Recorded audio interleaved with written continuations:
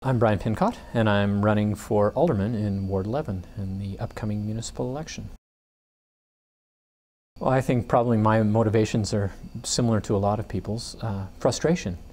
Frustration at the wheels of government, frustration at what we see as being not thoughtful decisions about what we want our city to be like in 20 years or 50 years from now. A lot of short-term decision making when we know that we should be making other decisions for the long term of our city. Well, I have to say probably the top issue, and I know the top issue in Ward 11 and probably the top issue across the entire city is transportation in its various forms. People are frustrated at the road network. They're frustrated at the lack of an effective, efficient transit system. They're frustrated in Ward 11 at the lack of progress around the ring road. So definitely transportation in its many guises is the #1 issue. Well, I think that certainly #1 on that list for Ward 11 is the ring road, and my starting point on the ring road is that it must not negatively impact upon the Weaselhead. So my preference is to see it pass to the west of the Weaselhead area, so that we preserve and protect that important natural area, but also the source of 50% of our drinking water in this city.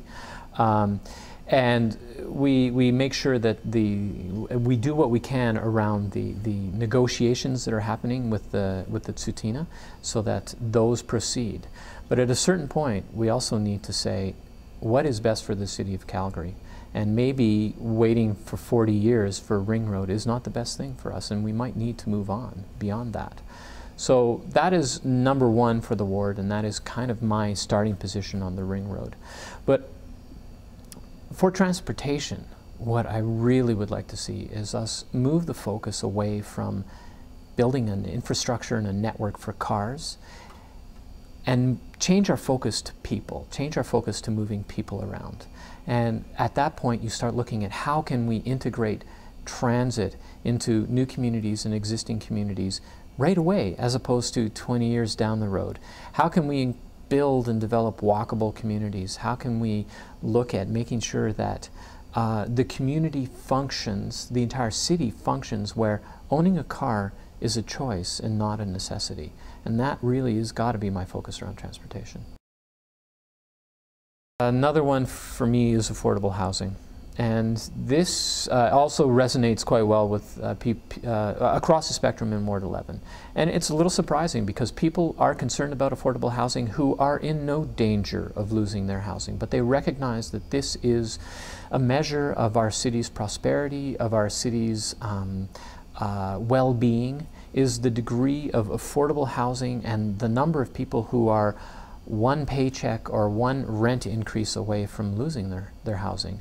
So we really need to start addressing this issue in a proactive way, and not at the end of the affordable housing pipe, which is dealing with homelessness, which is equally important. But if we deal with affordable housing in a proactive way, then we can avoid having to deal with the majority of the homeless issue. All of these issues are interlinked, and they ultimately boil down to one thing, and that is, how are we growing our city? How are we growing our city? How are we approving development on the edges of our city? How are we approving development as we grow and densify and redevelop our inner city communities?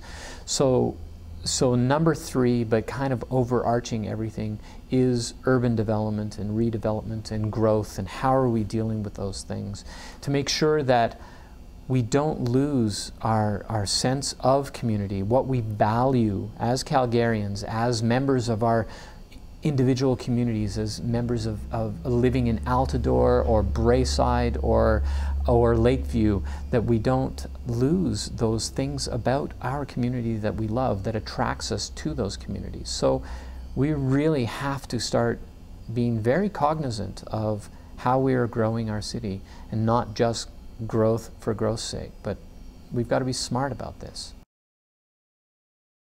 ultimately, people are looking for a little bit more engagement from their elected officials. They're looking for a chance to be heard.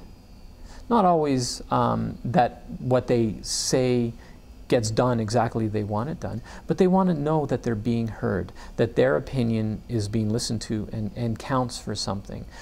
People understand that it is about the broader community, that that it is a balance, a to and fro, but they're looking for that engagement, that level of engagement that they just haven't had, particularly in Ward 11. And I can understand their frustration, having been on the other side of that table. I know what it's like, and I look forward to actually continuing to engage people long after this election campaign is over.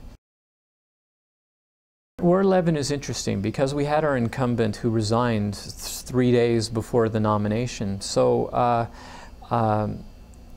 it's interesting because I looked at our campaign approach, because we've been out since mid-July, and I looked at what we were doing, and I realized that having the incumbent there or not didn't really make a difference to us. Our goal in our campaign is to give people something to vote for. Ideas to vote for, a sense of better decision making that people want. So I look forward to having people vote for a fresh voice, vote for a new way of approaching a lot of the issues that we've been dealing with for a lot of years.